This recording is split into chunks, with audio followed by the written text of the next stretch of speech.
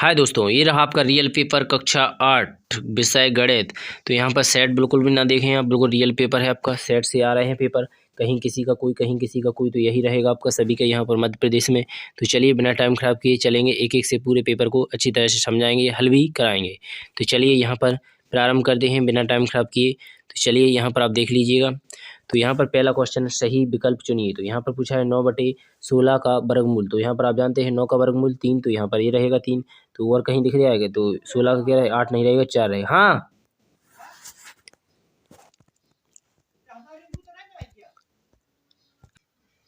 तो यहाँ पर आपने देख ही लिया होगा। चलिए, तो इसका राइट आंसर आपको क्या रहेगा, तो यहाँ पर बता दूं मैं, ये रहेगा 3/4 इसका राइट आंसर रहेगा। चलिए नेक्स्ट क्वेश्चन को देखेंगे। किसी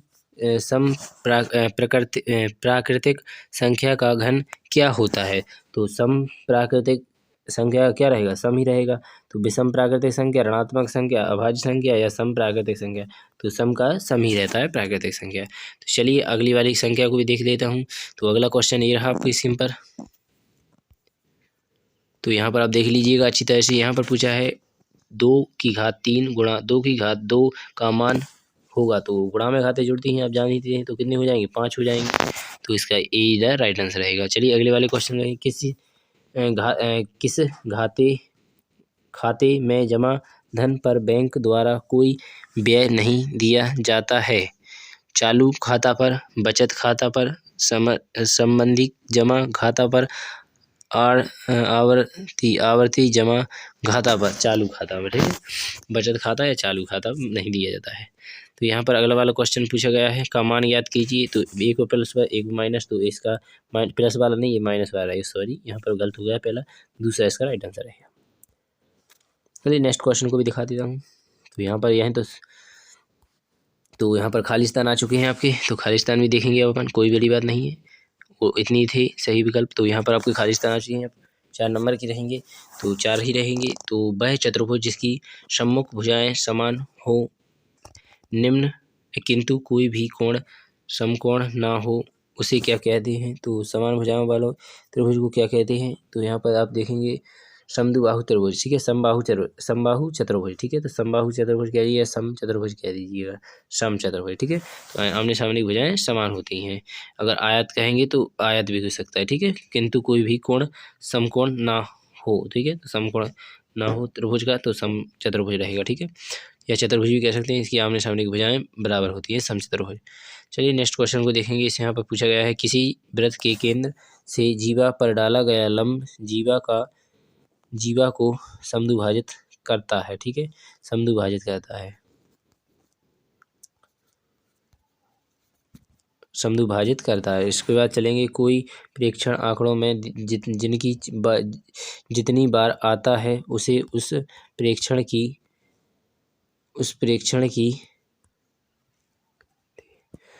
आंकड़ों में जितनी बार आता है उसे उस प्रेक्षण की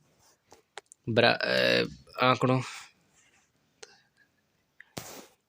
बहुलक कहते हैं, ठीक है। जो सबसे अधिक बार आता है उसे बहुलक कहते हैं, इसका बहुलक लिखना था, ठीक है, सॉरी। यहाँ पर अगला वाला क्वेश्चन लिखा है, त्रिज्या आर वाले गोले का आयतन।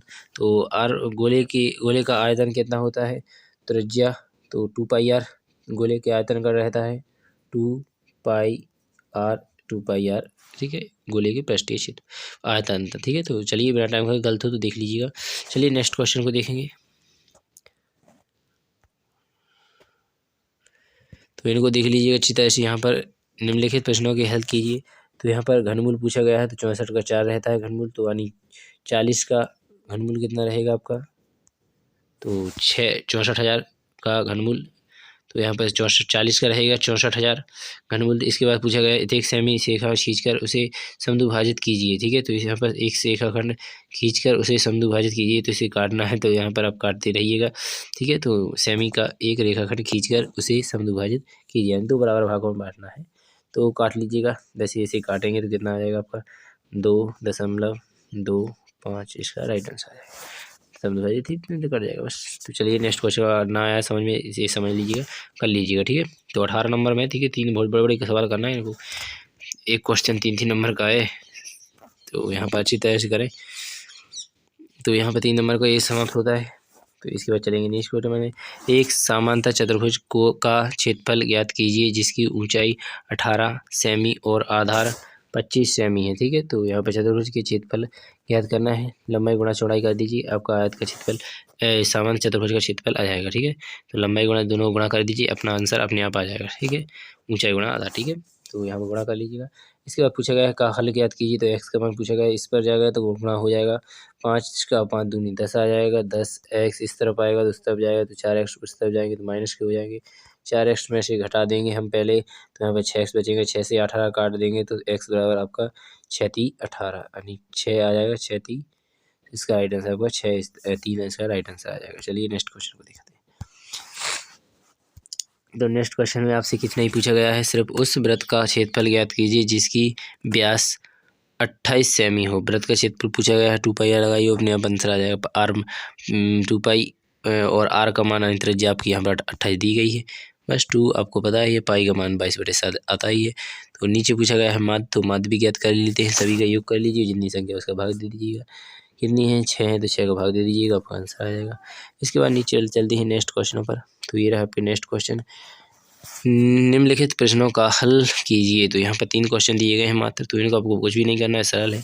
वर्गमूल ज्ञात करना है, तो आपको 49 का 7 रहता है, 81 100 का यहाँ पर 90 का रहता है 8100, तो यहाँ पर 7/90 इसका राइट आंसर हो जाएगा।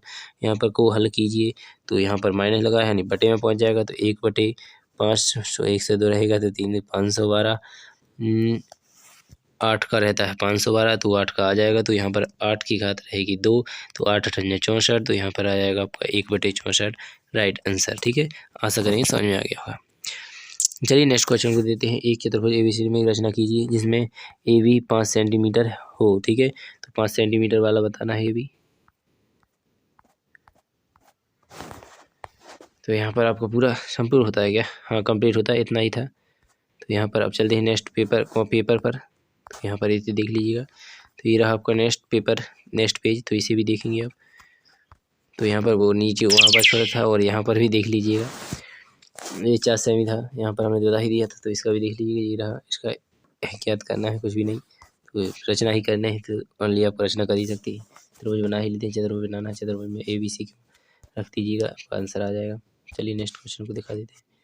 तो यहाँ पर पूछा गया आपसे, एक कंप्यूटर का अंकित मूल्य देखे थे, छूट पर उपलब्ध कंप्यूटर की विक्रय मूल्य ज्ञात कीजिए। तो यहाँ पर छूट दी गई है, यानी आपके लिए हानि की तरह छूट देना है। तो यहाँ पर ऐसे 3 कितने अंकित मूल्य है, एक में खरीदा है, 1 की छूट देना है, तो विक्रय मूल्य ज्ञात कीजिए। ठीक है, तो बस कितने में है, पहले 30,000, 30,000 में 7% की छूट देनी है, यानी 100 की जगह आप कितना करना पड़ेगा आपको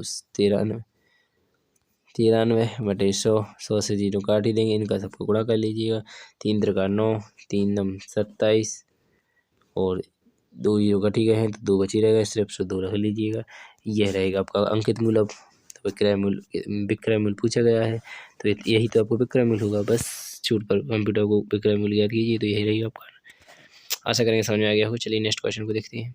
एक टेबल के अंकित मूल्य देखे तो 10% बट्टा देने पर देख बेची, तो यही है, तो बताइए, अब छूट दी ना बट्टा बढ़ाने पर। ठीक है, बट्टा देने पर देख बेची गई, तो उसका अंकित मूल्य याद करना है, तो अंकित मूल्य कर लीजिए, उसी को उल्टा कर दीजिएगा। ठीक है, तो यहाँ पर x बराबर भाग देना है, तो यहाँ पर भाग दे लीजिएगा, इसका भाग देना है इसमें, तो आपका राइट आंसर आ जाएगा। चलिए इसका कर ले प्रसार ज्ञात कीजिए, तो इसका प्रसार ज्ञात करना है, x² प्लस y² वाला और सूत्र वाला कर लीजिएगा। 2 संख्याओं का योग 80 है, उनका अनुपात 3:3, x + 5x बराबर 80। तो यहाँ पर इन दोनों को जोड़ देंगे तो 8, 8 से 8 कट जाएगा, यानी 10, x बराबर, तो यहाँ पर आ जाएगा 30, यहाँ पर आ जाएगा 10 × 50, तो यानी पहली संख्या 30 है, दूसरी संख्या 50 है, तो दोनों संख्या याद कीजिए, 30 50 आ गई आंसर, दोनों का योग हो गया।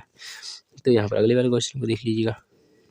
अगले वाले क्वेश्चन में अथवा वाला है, तो इन दोनों को गुणा कर दीजिए, आपका आंसर आ जाएगा। यहाँ पर पूछा गया है खेती में आप क्षेत्रफल ज्ञात कीजिए, तो यहाँ पर आप क्षेत्रफल देखें किस प्रकार है। ये आपका खेत है, यहाँ पर ये आपका 60 सेंटीमीटर का है, यहाँ पर ये 25 का है, ये यहाँ पर दिए गए हैं मीटर में, तो यहाँ पर आपको पूरी जानकारी दी गई, इसको आपको करना है।